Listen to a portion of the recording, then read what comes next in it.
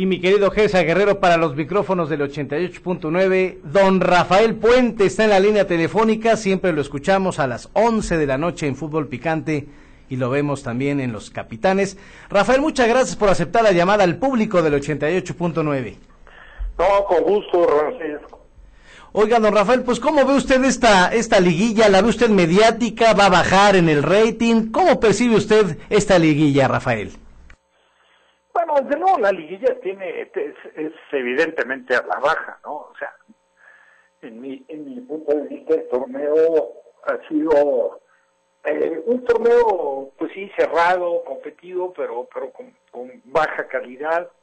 Y el hecho de que hayan quedado los 4 mejor clasificados fuera, pues es indudable que baja el nivel de la liguilla. Despierta el interés porque está Chivas, que es el equipo más popular, pero de ahí en fuera, pues me parece que ha sido sorpresivo, ¿no? Que quedaran estos 4 equipos, que bueno, pues dentro de lo que es un sistema de competencia que siempre he considerado que invita a la mediocridad, o sea, me parece que en el fútbol mexicano que califiquen 8 es un absurdo, y que ahora de esos 8, pues queden los 4 que menos puntos hicieron, la desluce, ¿no? Es indudable. Rafa Puente, te saluda Gesa Guerrero de Unideportes de Uninoticias. Como dices, retomando eso de que fomenta la mediocridad, se tendría que hacer ya, obviamente se ha platicado, de un cambio en el formato, pues ya no de la liguilla, sino de la forma en cómo se saca el campeón del fútbol mexicano. ¿Crees tú que se debería hacer nuevamente los torneos largos o independientemente ya a ganar el primer lugar de la tabla general? No, a mí me parece que el hecho de poderle presentar una liguilla como una opción adicional al público es interesante, pero siempre y cuando se haga mediante un torneo largo. Yo particularmente creo que 18 equipos para lo que es el nivel del fútbol mexicano son demasiados. En mi punto de vista tendrían que ser 16 equipos y yo haría una liguilla únicamente de 4. Los 4 primeros lugares que jugaran el primero contra el cuarto, el segundo contra el tercero, y de esa forma pues buscar sacar el campeón, o sea que no exista tanta diferencia, y que desde luego el parámetro de los puntos conseguidos en esos 4 equipos, la diferencia a lo mejor pudiera ser un indicativo que más adelante eliminar la famosa liguilla y hacer un torneo que pudiera ser más corto, que permitiera calendarizar mucho mejor los compromisos de selección, etcétera, el tiempo suficiente para permitir que el equipo que consiga el ascenso pues tenga la oportunidad de entrar en el draft en las mismas condiciones que entran los demás equipos de la primera división, y que pudiera cumplir con una pretemporada para evitar situaciones como la que ahora está viviendo la UDG, ¿no? Que de la misma forma como llegan van de regreso. Pues no es mala idea, Rafael, la verdad a mí sí me gustaría eso que está usted proponiendo acerca de la postemporada del fútbol mexicano. Oiga, Rafael, ¿qué está pasando en los estadios del fútbol mexicano? El Atlas tenía 65 años que no tenía este tipo de problemas y se vino la noche en el Estadio Jalisco. Pues desgraciadamente es una situación que le han venido fomentando los directivos, ¿no? Al fútbol han ido llegando pues gente que tiene de entrada poco cariño, poca identidad con lo que ha sido el fútbol como deporte en general, y aparecen pues gentes que en algunos de los casos son empresarios, otros son allegados de los dueños de los clubes que a lo mejor terminan por representar, que eso es algo que en el fútbol mexicano se ha acostumbrado de años a la fecha, y que no tienen pues la verdad la más remota idea de cómo manejar las cosas para cumplir con un régimen de seguridad como debe de ser, ¿no? Que sea un deporte que verdaderamente disfrute la familia y que no sucedan este tipo de situaciones que lamentablemente han venido sucediendo. El último, esto que acaba de pasar en el Jalisco, nuevamente los seguidores del Atlas, la famosa barra esa 51, que aparentemente dolidos porque no han conseguido un título, pues se quieren manifestar de una forma pues que la verdad es brutal, y es algo que está encaminando a que en cualquier momento se presente una tragedia que en realidad yo creo que ya se ha presentado en el fútbol mexicano, pero que como muchas otras cosas se ha tapado. Yo creo que los responsables principales son los directivos, que se han metido en el tema de apoyar y de fomentar el famoso estilito sudamericano muy argentinizado de las famosas barras, y que lo único que han acarreado pues es que cada día se tenga mucho más desorden, más inseguridad en los estadios, incluso entre las propias porras, o sea, entre los seguidores de un equipo. Lo hemos visto con la Monumental de la América, con la Rabel de Pumas, en el caso de Guadalajara, ya también en una ocasión, entre los propios seguidores de un equipo de Rams a golpes, ¿no? O sea, yo creo que eso es increíble que suceda en el fútbol mexicano. El fútbol mexicano tiene una estructura, no un nivel, pero tiene una estructura bastante interesante como para hacer las cosas encaminadas a poder tener un mejor espectáculo y una mejor representación, ¿no? Y hablando de las estructuras del fútbol mexicano, Rafa, refiriéndonos a lo que es la continuidad de entrenadores en los equipos el día de hoy, parece ser que es el día de la guillotina. Ya se anuncia la salida de Boy, del Atlas, también de Luis Fernando Tena, que pues es casi confirmado que también sale del Cruz Azul, y lo que se acaba de confirmar ya hace pues un par de minutos o una hora, que Matosas estaría dejando fuera, estaría dejando el nido de Cuapa, Rafa. Sí, bueno, yo tengo conocimiento de que ya es definitivo que está fuera Matosas, pero bueno, pues es algo que también distingue a nuestro pues querido fútbol, ¿no? Y a los representantes que hay en los equipos. Es verdaderamente lamentable, ¿no? En lugar de apostar por una continuidad y tratar de encontrar la identidad de los jugadores con las camisetas y hacer un poco las cosas encausadas a lo que era, a lo mejor estoy hablando de una manera muy romántica, pero lo que era el fútbol de antaño, ¿no? Yo creo que con muchas de las cosas que de antaño se podrían rescatar, que le vendrían muy bien al fútbol, a todos los equipos, también adaptando o tratando de aprovechar este tipo de cosas con los esquemas modernos, los sistemas de trabajo, la preparación física de los jugadores hoy es mucho más demandante, más exigente, pero yo creo que se podrían tener mucho mejores cosas. A lo que me comentabas del cese de técnicos, pues podemos agregar la de Pepe Cruz, ¿no? Que es un técnico que salva a un equipo del descenso, consigue el torneo de Copa, aunque sea un torneo deslucido, pero finalmente es un título, y bueno, pues el hombre ya está fuera, está en este momento sin trabajo.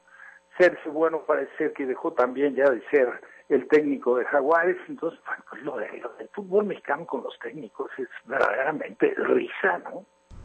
Oiga, Rafael, ¿y qué le parecería en el nido de Cuapa a Javier Aguirre? ¿Cómo lo vería? Pues yo primero diría que tiene que resolver el tema tan delicado, ¿no? De lo que está, pues de alguna forma implicado en el fútbol de España. O sea, ese asunto no ha quedado de ninguna manera aclarado. O sea, lo único que hizo fue Javier presentarse con el argumento de que a él le depositaron sin darse cuenta una cantidad de dinero, y luego a mí me parece muy extraño, no quiero hablar de ninguna forma mal de Javier, pero que haya retirado el dinero en efectivo para regresárselo al club, ¿no? O sea, yo creo que no era la vía indicada. Entonces, ese es un pendiente que existe, y con todo respeto para Javier, me parece que es, o se podría entender en cuestión de técnico, la antítesis, por ejemplo, de Matosas, ¿no? Matosas es un técnico que ha venido a apostar por un fútbol propositivo, que lo consiguió en León de manera fantástica, que ha quedado a la mejor a deber en algunos aspectos o en algunos momentos en América, pero que tiene un estilo radicalmente diferente al del Vasco, ¿no? Y aparentemente la directiva de la América, desde la contratación de Miguel Herrera y la nueva estructura que le dieron al club, están buscando la espectacularidad independientemente de los resultados. Para finalizar, Rafa, pues ya en estas semifinales los favoritos, está Chivas como uno de los equipos grandes del fútbol mexicano. ¿Tú crees que Chivas está para campeón? Yo creo que Pachuca, o el ¿no? Pachuca, o el mismo Santos puede dar la sorpresa con Caixinha.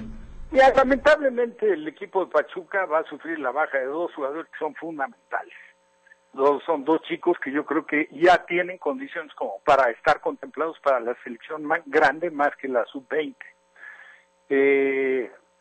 Esas dos ausencias yo creo que las va a resentir. En el torneo hubo cosas interesantes. De hecho, te podría decir que a mí, cuando jugó bien al fútbol, fue el equipo que más me gustó, cómo desplegó el fútbol, pero quién sabe si le alcance sin estos dos jugadores, ¿no? Y aparte, con el tema de la irregularidad que ha presentado. Chivas es un equipo bien dirigido, es un equipo que se ve compacto, sólido. Creo que en el torneo lo acompañó una buena dosis de fortuna. La mejor actuación que ha tenido la acaba de tener frente al Atlas en el segundo partido. El primero creo que había quedado de ver, igual que los rojinegros. Pero pues se le tiene que marcar como favorito porque de los 4 que quedan es el que recibe en caso de llegar a la final, cierra en casa. Entonces creo que tiene todas las ventajas para poder salir campeón, ¿no? Ahora el escollo que tiene en puerta, pues no lo veo tan fácil, que es Santos, ¿no? Que también es un equipo que ha sido regular, que resintió, pues a lo mejor la salida de algunos jugadores importantes, bien cubierta la portería con Marchesini, a pesar de el adiós de Osvaldo, que era líder y garantía, pero bueno, pues hay que recordar que fue Darwin Quintero, que era el generador de fútbol, etcétera. No ha llegado a desplegar, para mi gusto, el fútbol que tuvo en temporadas anteriores, pero bueno, pues está metido en la liguilla y cualquier cosa puede pasar, ¿no? O sea, creo que nadie lo dábamos como favorito para eliminar a Tigres y dejó fuera a Tigres, entonces lo mismo puede suceder con Chivas, pero yo creo que Chivas es, dentro de lo que se ha visto en el torneo y el momento en el que llegan, pues me parece que es el favorito para ser campeón. Pues muy bien, mi querido Rafael, pues muchas gracias, tan admirado y tan respetado como siempre. Lo estaremos viendo a las 11 de la noche en Fútbol Picante. ¿Y qué vamos a hacer con Melitón, Rafa? Ahí se los mandamos, ¿no? No, hombre, es una pena lo que le pasó a Melitón. Sí, son accidentes del fútbol. A mí me parece que eso puede ser un poco resultado del exceso de confianza, porque pues, es ilógico que a un portero que, no voy a hablar de su trayectoria porque nunca, no ha sido una figura de tiempo en el fútbol mexicano. O sea, a lo mejor su debut no llegó a consolidarse hasta ya después de pasados unos cuantos años y de haber estado en diferentes equipos, pero bueno, se venía consolidando en Veracruz. Yo creo que no tenía sentido por la edad que tiene Melitón una convocatoria de selección. Entonces ahí queda un poco el dilema, ¿no? De que o el exceso de confianza lo ha llevado a cometer esos errores que han sido 3 muy, muy marcados, que difícilmente los comete un portero titular de primera división, o en su defecto le hizo daño la convocatoria de selección, ¿no? Y que a lo mejor, dentro de lo que cabe, le quitó un poco de la tranquilidad con la que jugaba por la presión que representa, pues, conocerse ya como un jugador de selección, ¿no? Pues Rafa Puente, te agradecemos mucho el que hayas estado en los micrófonos de Uninoticias. Y esto Maestro Puente, Maestro Puente y también un gran arquero, ¿por qué no decirlo? Gran historia de arquero que tuvo Rafa Puente. Oiga, y le manda usted un abrazo a Rafa Puente del Río, que es un gran analista también de los deportes. Por favor, extérneselo, ¿eh?